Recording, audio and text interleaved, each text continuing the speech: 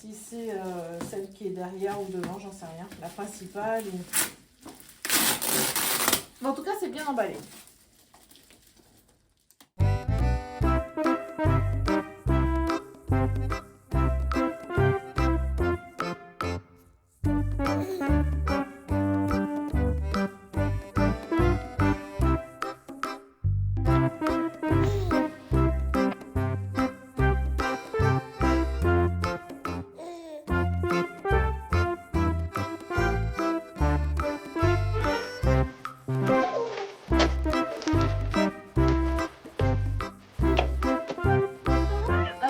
KR230 que je suis en train de déballer.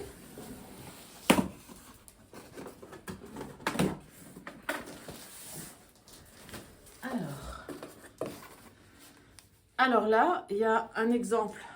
Vous voyez? Ah, ça c'est pas mal. Ça, on voit bien que c'est avec de la laine qui est quand même assez grosse. Hein. Alors, hop.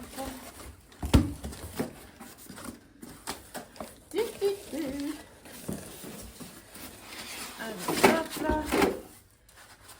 Ouais, bah, peut-être c'est dans le sens, il fallait que je déballe, je sais pas. Ok, donc ça doit être en dessous. Ok, très bien. Alors, qu'est-ce qu'on a? Donc, on a les poids. Ça, ce sera pour quand on va décaler les deux fontures. Donc, je pense que du coup, bah, c'est celle qui sera devant. Donc, qui permet effectivement pour quand on veut faire des zigzags, des points en zigzag. Donc ça, bon, donc oui, c'est la deuxième fonture. Ça permet de relier les deux fontures entre elles. Voilà, donc on regardera ensemble. Donc là, il y a le... C'est ici, en fait, que ça se fera la jonction, mais on verra au moment du montage. Hein, voilà. Alors après, on a vraiment dû la déballer dans le sens, mais c'est pas grave. Donc là, on a le chariot. Voilà. Hop, on va le mettre à l'endroit. Donc le chariot KR230 et qui est presque blanc, donc je suis contente. Après je rangerai tout. Donc là les serre-joints. Alors j'ai vu, parce que j'ai regardé un peu la notice déjà, j'ai vu que ceux-là, je crois, sont à mettre sur la première fonture pour la mettre, qu'elle soit légèrement surélevée. Voilà, mais ça on le verra quand on fera le montage. Donc là encore des poids. Voilà. Ici on a... Ah chouette, c'est comme ça. Donc ça c'est les grands peignes pour faire... voilà, pour ceux qui connaissent un peu, bon, bah, c'est là où on va passer quand on aura fait le premier rang. Le premier rang pour accrocher la laine. Et ensuite les poids, on les met ici. Voilà. Pour vers le bas, pour maintenir vers le bas. Donc c'est avec un filet. Et donc, j'ai ouvert le carton à l'envers. On va la retourner. Alors, ouais. Et donc là, on a effectivement la fonture. Voilà. Donc c'est une 110 aiguilles. Hein. Donc là, on a effectivement de 0 à 55 et de 0 à 55. Voilà. Oh, c'est trop joli. Donc il y a encore des... Alors ici, on va retrouver le compte-rang. Voilà. Compte-rang, je ne sais pas si c'est l'endroit à l'envers. 0... Ouais, si. Donc compte-rang. On verra, donc on l'installera. Ça, j'ai vu que c'était à mettre sur les côtés. Donc on verra exactement comment on s'en sert. Ça, c'est le peigne pour descendre les aiguilles. Et ça, bah ça, je regarderai. Je verrai. Je ne sais pas trop ce que c'est pour l'instant. Et ça, c'est des griffoirs, je pense. Voilà. Ça, c'est des griffoirs. J'ai à peu près des griffoirs qui ressemblaient un petit peu à ça sur une autre machine. Donc, voilà. Et voilà. Donc ça, pour le moment, c'est la KR 230, celui-là dans le carton. Je suis pas sûre qu'il y a autre chose. Je vais regarder quand même, sans faire de bêtises. Le manuel d'instruction. Hop là. Donc on regardera. Alors celui-là, il est tout en anglais. Mais alors je veux dire merci à Madame Stecker parce que Madame Stecker elle me l'a envoyé en français. Enfin, il y a français-allemand, je crois. Donc du coup, donc dans le carton, c'est livré avec les instructions en anglais. Mais par contre, comme je vous disais, Madame Stecker me l'a envoyé aussi en français. Donc voilà. Donc là, ce que je vais faire, bah ça donc c'est la KR 230.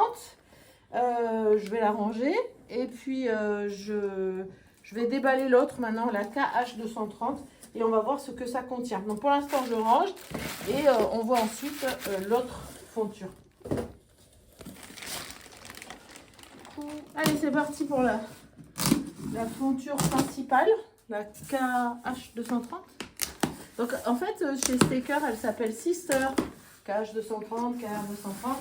Mais je pense que c'est un petit clin d'œil à Brother. Hein. Brother, Sister. Voilà. Alors. Hop. Bien emballé.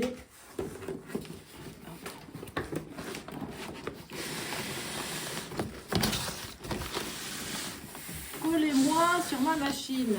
Ok, donc là il y a la facture.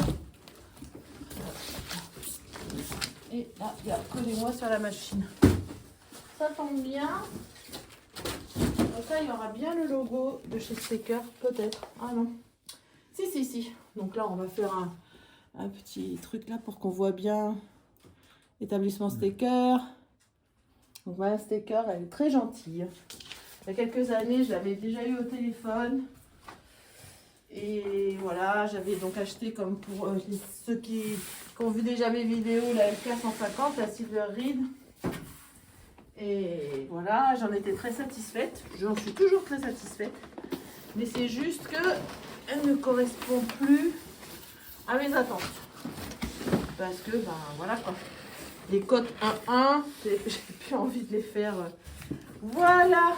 Donc on reconnaît, en fait, on reconnaît une fonture principale. Parce que j'ai vu ça chez les Brother, j'ai vu ça sur pas mal de machines. Elles sont dans des petites valisettes comme ça. Et l'autre, la fonture qu'on ajoute dessus pour faire les cotes, etc. Généralement, elle est comme on l'a vu tout à l'heure. Voilà. Alors là, on a des peignes, enfin des poids. C'est des poids aussi qu'on met directement sur la barre en bas là. C'est la même chose que sur la LK150. Donc là, je ne suis pas dépaysée. C'est la même chose. Enfin, en tout cas, ça ressemble. Il y a effectivement, alors voyez, regardez. KH 230, KH 160. Ça veut dire que j'avais regardé aussi sur YouTube.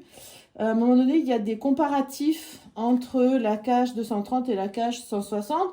Donc moi, je vous invite, bon, c'est en anglais, hein, mais vous pouvez effectivement aller voir les différences entre les deux modèles. Donc là, pareil, il y a le mode d'emploi, on va dire, qui est en français, mais également en langue, alors je sais pas si c'est du japonais, je sais pas, chinois, j'en sais rien.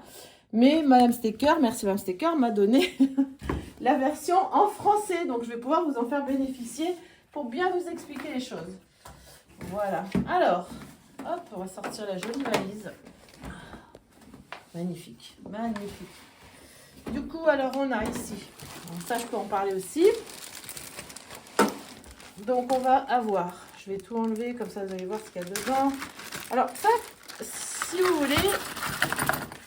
voulez acheter une machine simple fonture avec l'objectif plus tard de rajouter la deuxième fonture, c'est pas mal aussi de faire comme ça. C'est-à-dire d'acheter par exemple la première comme ici la KH 230 et puis après quand vous vous êtes fait avec la machine, bah, vous pouvez à ce moment-là acheter la deuxième fonture qui vous permettra de faire des cotes, des points différents, etc. Voilà, donc ça c'est pour l'accrocher, pour la faire tenir. Ici c'est les chats. Alors on verra ensemble, hein, mais c'est vraiment, voilà, c'est la même chose que sur la LK150 je pense. Enfin, peut-être les trous sont un tout petit peu plus gros. Ça, c'est pour transférer les mailles. C'est-à-dire que par exemple, vous dites, je prends 3 mailles, pour faire une torsade par exemple, je prends 3 mailles, tac, on verra ensemble là, on les enlève, on les met à côté, puis celles d'à côté, on les met là. Enfin, ça permet de faire des transferts de mailles. Donc, il y a 3 chats, 1 chat, 2 chats, 3 chats. Donc, 3 chats, tac. Voilà. Ici, vous avez les peignes, pour faire descendre les mailles. Donc là, 1 sur 2. Et puis là, 2 sur 2, j'imagine. Et là, on en descend 2 et on en laisse une. Vous voyez, voilà. Là, on a des aiguilles de rechange.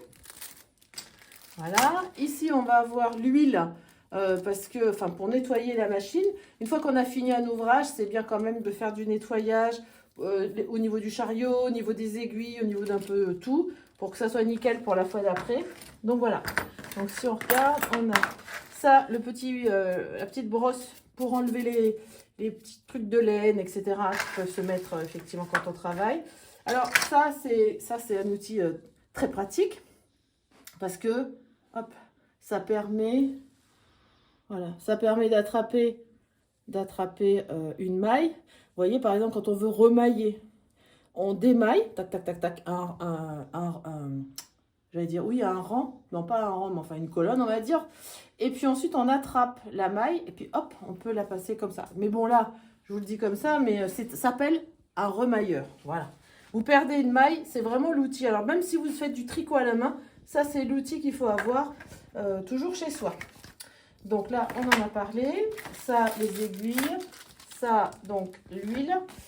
Et ça, c'est pour monter en fil perdu. Les montages en laine perdue, le fil perdu. Ça, je vous l'expliquerai. J'en avais déjà parlé sur la LK150, de son utilisation, du fil. Et on verra ensemble sur celle-là comment on s'en sert. Voilà. Donc, du coup, je vais ranger. Hop.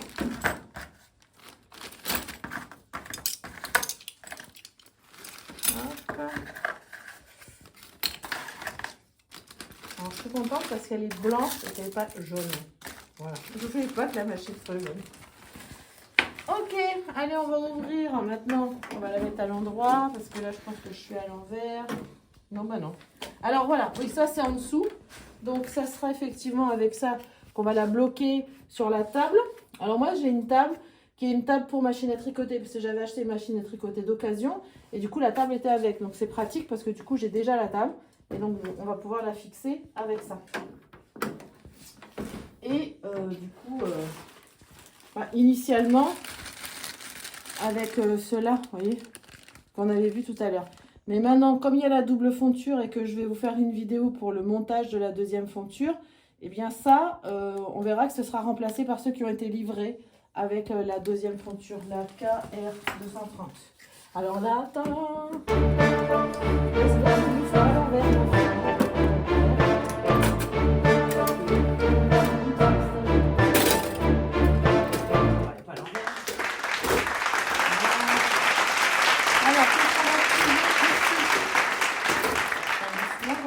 Donc, le guide fil, appelé aussi le pêcheur, c'est effectivement là où on va mettre le fil, hein, la laine.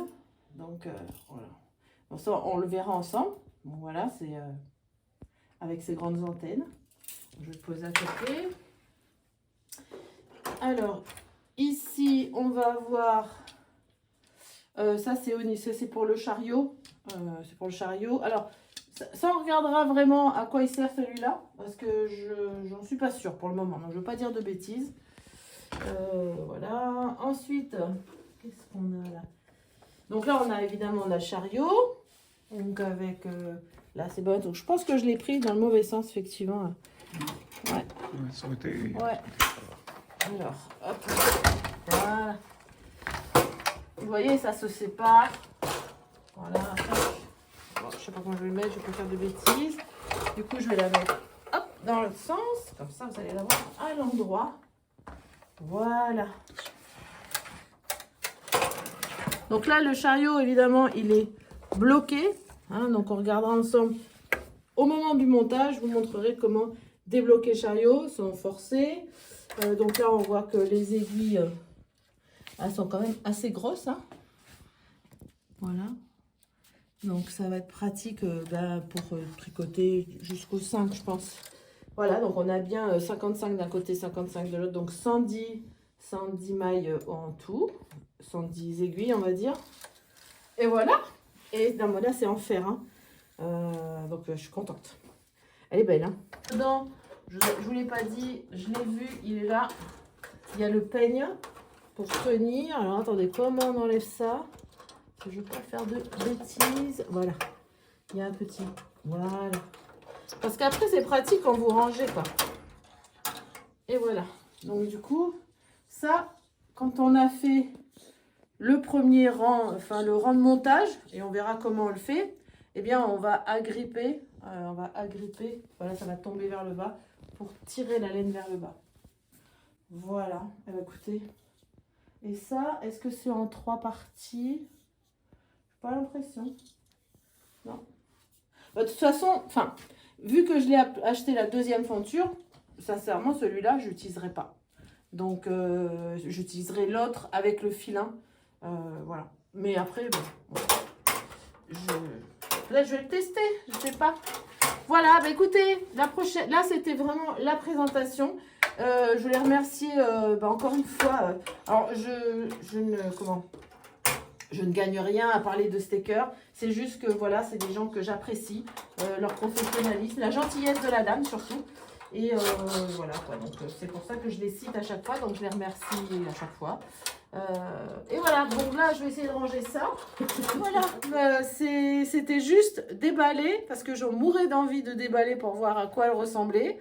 Et la prochaine vidéo, je pense que je vais la faire d'ici ce week-end. C'est de vous présenter le montage de la deuxième fonture parce que je pense que c'est pas forcément très évident. Et là, si vous pouvez bénéficier des quelques minutes, on va dire, que je vais passer, et bien écoutez, ce sera avec plaisir. Voilà, donc moi, je vous laisse là-dessus et je vous donne rendez-vous pour la prochaine vidéo pour vous parler du montage de la KH et KR 230. Allez, prenez soin de vous et à très vite.